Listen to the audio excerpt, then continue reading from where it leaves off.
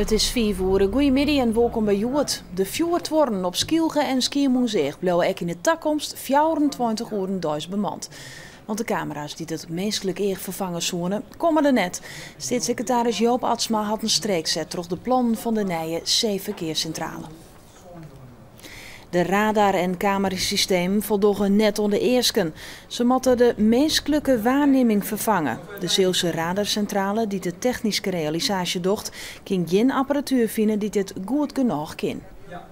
Ik had het vanaf het begin zei van jongens, sorry nou dat het altijd te komen, maar dat het gewoon 100% goed is en dus daarmee veilig is. Ja, en als die garage in het jongeren kent, dan is het wat mij betreft duidelijk. Dan maak je het direct net om beginnen. En als de ondernemer het net leveren kent, dan houdt het dus op. Hoe volle het misleren project allemaal kosten had is nog net duidelijk.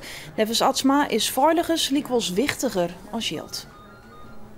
De gemeente hier van Opsteland besluit op dit stuit of het Polderhoofdkanaal werjepenen wordt. In het nieuwe werjepeningsplan worden maatregels genomen om de natuur te beschermen. Het hele project kost het maar €17 miljoen. Morgen besluiten die in Smellingenlaan of ze daar 2,3 miljoen van betalen. De bedoeling is dat het vernijde kanaal in de zomer van 2015 klaar is. Er wordt al 30 jaar over het plan praten en er is direct al om werken. Na bezwieren van natuurclubs en omwenjenden had het werk een skoft stillaan. De dreigt sluiting van de dwarpskwallen in Bontebok en dat zorgen bij de inwoners voor een soort onrust. Er zijn 2 kampen in Bontebok. De een bestaat uit ouders die het strijden voor het behoud van de squallen en de andere groep zijn ouders die het voor haar been al een oorenskwallenkeersen hebben. Onderling krijgt dus dat mensen elkaar dan wat aansjurren zeggen van waarom doe je hem dat? Terwijl wij zoiets hebben van wel graag dat iedereen je bloedt.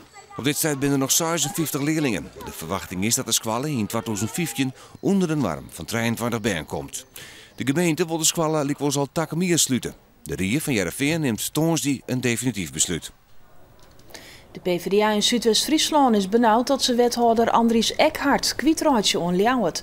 Het bestuur van de PvdA zei dat Eckhart vregen is om te solliciteren als wethouder in de Frieske Haatstad. Hij zou de opvolger worden van Marco Florijn, die naar Rotterdam gaan is. De voorzitter van de PvdA Zuidwest-Friesland denkt dat het tegenscheerlijk is als Eckhart voortgaat. Hij is de wethouder maar de meeste ondervinding in het college van Zuidwest-Friesland en kan eens net mist worden. De seilboot van Doutzen Cruise had €9500 opgebracht. De boot is vuild bij het evenement Sensation Interspace in Amsterdam. 2 weken geleden had het Frieske topmodel de boot te keer om geld in te zamelen voor Dance for Life. Deze stichting zet hem in voor band met AIDS en HIV. Nou, zwemles en reetrietles op squallen is de dit hier Fiskles, een initiatief van Sportvisserij Friesland. En joh, het weer het feest. Want de 1000ste leerling van dit jaar krijgt vanmiddag les in Fiskje. En dat gebeurt in Drachten. Dat ben van basissquallen voor speciaal onderwijs Shalom beziekje een vis kon de heek te slaan. Voor de squallen wordt het vooral gebruikt als een extra bewegingsactiviteit. Voor Sportvisserij Friesland heeft het een oordoel. Om de kinderen bewust te maken dat ze met een levende wezen bezig zijn en hoe ze daarmee omgaan. Maar is dit ook ter promotie van de vissport? Nee. Echt net? Nou, het is wel om de kinderen te stimuleren om te gaan vissen. Maar dat zit er natuurlijk wel een beetje achter. En dan nog de waarsverwachting. Het kwalletjoen heel stadig aan. Om 8 is het nog 19 graden. En let de vannacht wordt het wel kouder. Het is dan maximaal 10 graden en er kan ik mist ontstaan. En morgen is een dag met een zeer zinnen. Het is dan 23 graden.